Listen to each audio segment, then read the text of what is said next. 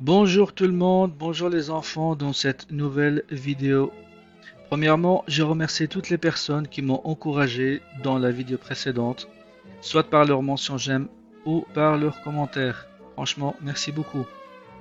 Et bien nous voilà dans notre première leçon de révision.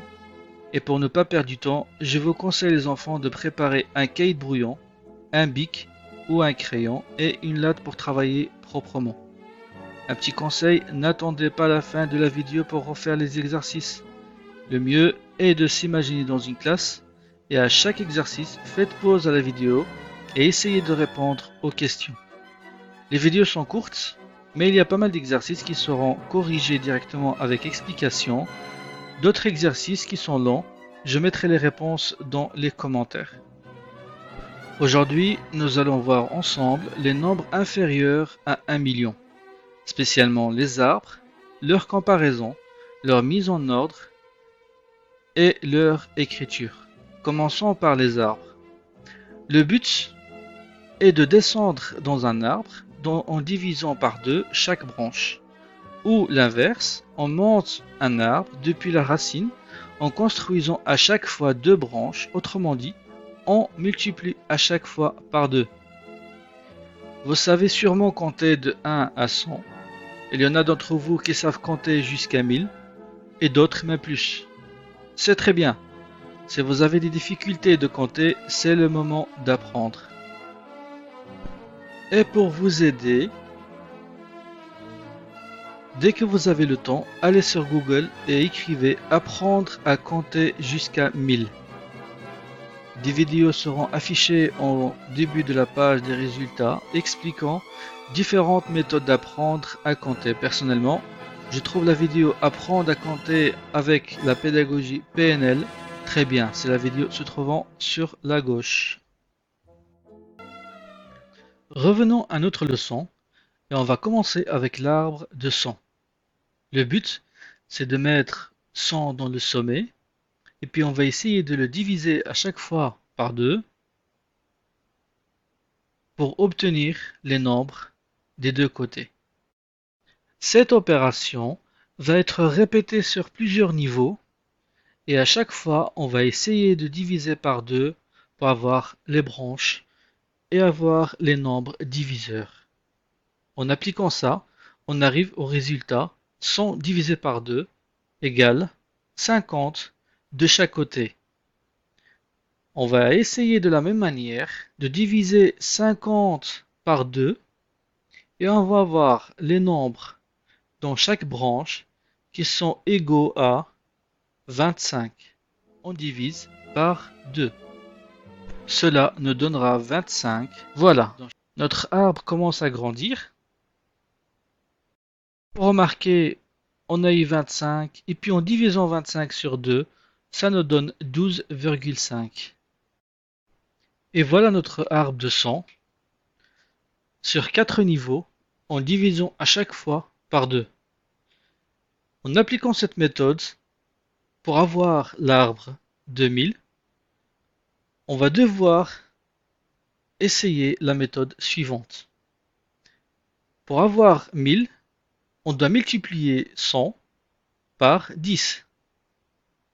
Donc, si on fait 100 fois 10, la règle dit on rajoute un 0 au premier nombre. Et ça nous donnera 1000. Un chiffre. Ça nous donnera 1000. De cette règle, on va essayer de sortir l'arbre. Retournons maintenant à notre arbre. Nous allons appliquer ce qu'on vient de voir partout dans l'arbre, c'est-à-dire 100 devient 1000. Automatiquement, en dessous, 50 deviendra 500 parce qu'on va multiplier par 10. Même chose de l'autre côté, 500. Et vous allez voir que ça va aller très vite sur les niveaux suivants. Et nous allons appliquer cela dans la ligne suivante. On multiplie de la même manière 25 par 10, on obtient 250 et 0. ça fera 250. Et on arrive au dernier niveau. On se retrouve avec des nombres, avec des virgules. La règle est simple. Normalement, c'est une leçon qui va arriver plus tard avec la multiplication des nombres avec des virgules, donc les nombres décimaux. Mais c'est pas grave. On peut faire un exercice tout de suite pour comprendre. Imaginons qu'on a le nombre 7,5. On essaye de le multiplier par 10. La règle dit, quand on multiplie un nombre décimal par 10, la virgule se déplace vers la droite d'un chiffre. Donc, en multipliant par 10, la règle dit la virgule passe vers la droite d'un chiffre. Et ça nous donnera 75. 75, normalement, c'est un nombre décimal avec des zéros après la virgule. Mais comme les zéros après la virgule, on ne les prononce pas, ça nous donnera 75. Nous allons appliquer ça sur notre arbre. Du coup, 12,5, en le multipliant par 10, on déplace la virgule d'un chiffre à droite, ça nous donnera 125. Et il ne reste que l'appliquer sur les autres cases pour avoir 125 dans tout le niveau. Notre arbre de 1000 est fini.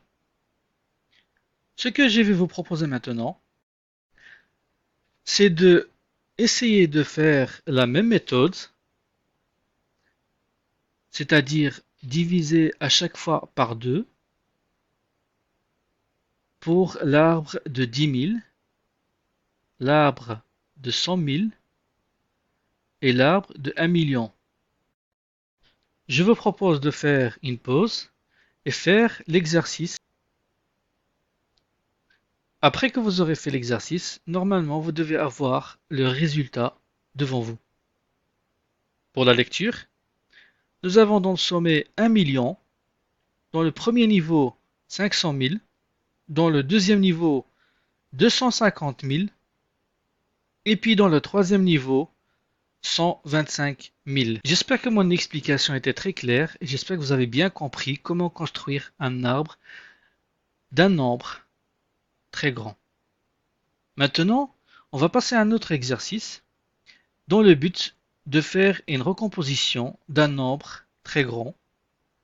Devant nous, plusieurs nombres, des unités, des dizaines, des centaines, des milliers et des millions.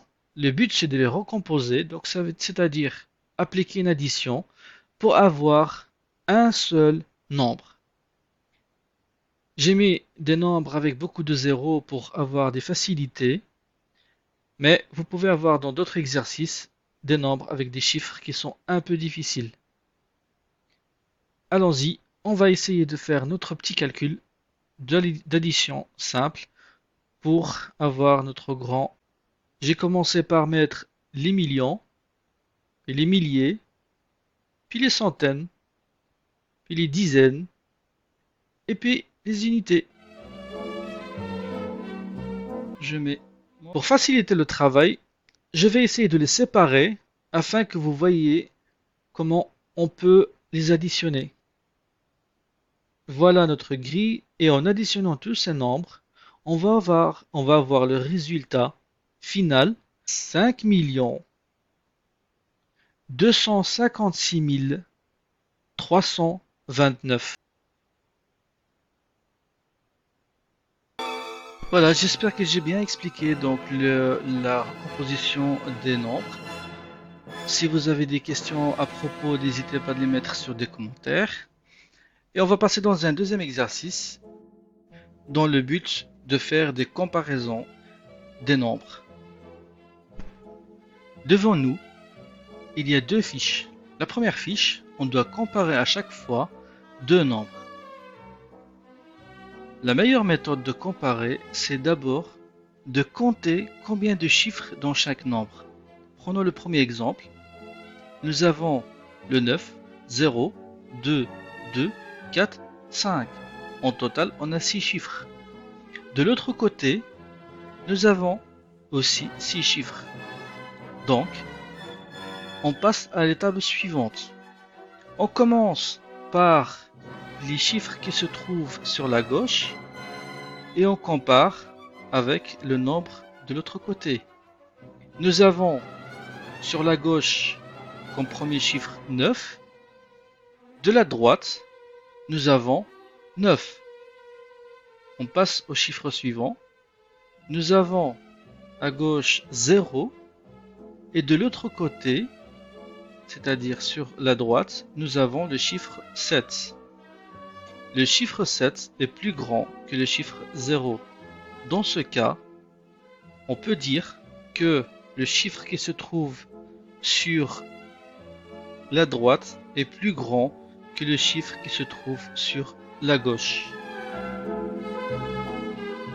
En lecture, on commence toujours par la gauche et on dit 902 245 est plus petit que 973 020. Faites pause et essayez de répondre aux deux comparaisons suivantes. Si vous avez bien travaillé, vous devez avoir ce résultat.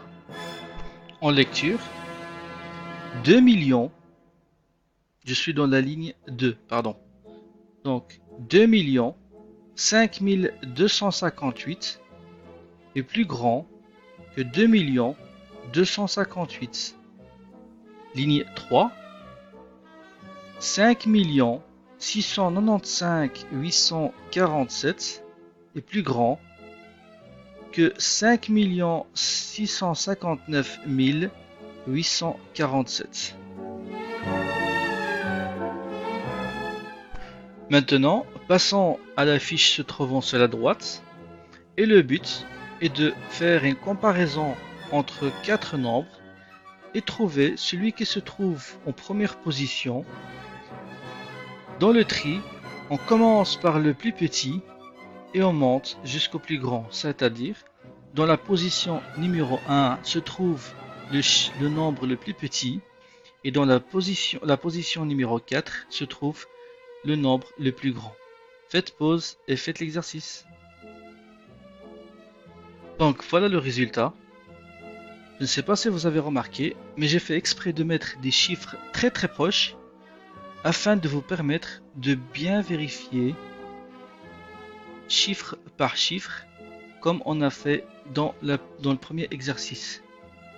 Et donc là, en première position, on a le chiffre 89 75 9 48. En lecture, 8 975 948. Il y a juste les deux premiers chiffres qui sont inversés par rapport aux autres.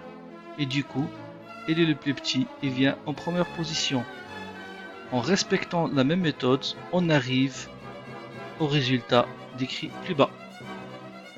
Voilà, on arrive à la fin de cette vidéo. Je vous dis merci de m'avoir suivi avec moi et à la vidéo suivante pour encore une autre leçon.